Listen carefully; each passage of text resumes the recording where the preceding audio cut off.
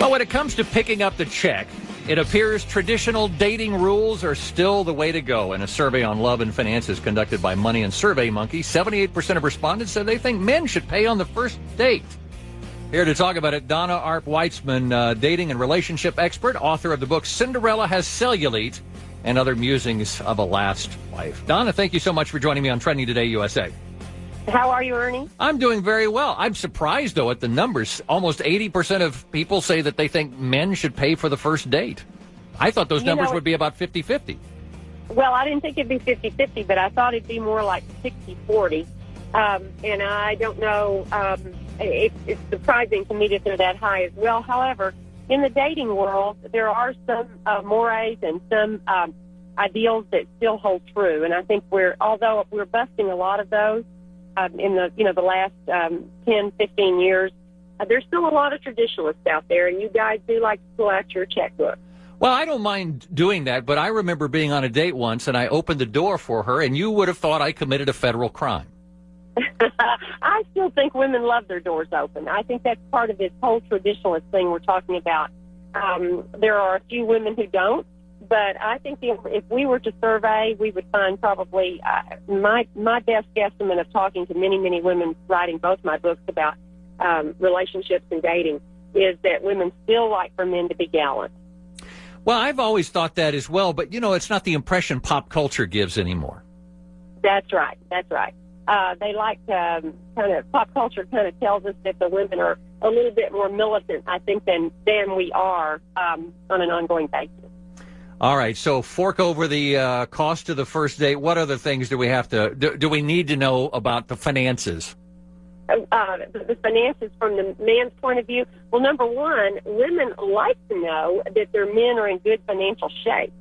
A credit rating is very important to women, believe it or not. Really? Women are looking at starting a home often if they're looking for someone seriously. And they're wanting to have children, many of them, or they already do have children, and they're wanting a man that's financially stable. If you guys have bad credit ratings, try to get those up if you're getting serious, because women do look at that kind of thing. Now, how are they going to find out? I could tell her anything. She's never going to know. I'm not going to show her my credit score.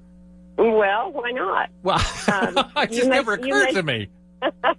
You may find that she asked you, and she might be very subtle about it, But that's one way. They like to look at where you're living. If you're still on your mother's couch in the basement, or living in the basement, your chances might be a little weaker than those for showing financial stability. You mean living with your parents at 40 is not attractive to women?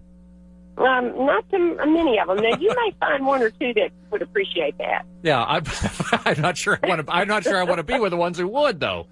That's what I'm talking about. Ernie. Yeah. All right. So the traditional ideas still do apply. I mean, I think everybody wants to be with. And I would tell you that men look at the same thing with women. They don't want to inherit a bunch of financial problems or emotional problems. They want somebody who's stable as well, because ultimately you want to make the relationship be about the relationship, not about problems.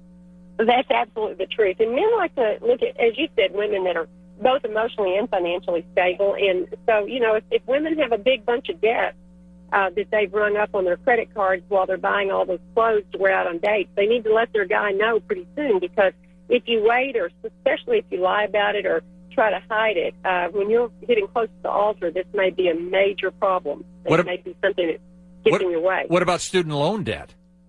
Student loan debt needs to be, I think, and I've seen it over and over with millennials, and even a little past millennials, you need to put that right out there and let them know in the first few days and how you're dealing with it. I think talking about money is still the number one issue, money and fidelity. Yeah. Those two things cause more divorce than anything else, so it's better to put it out early.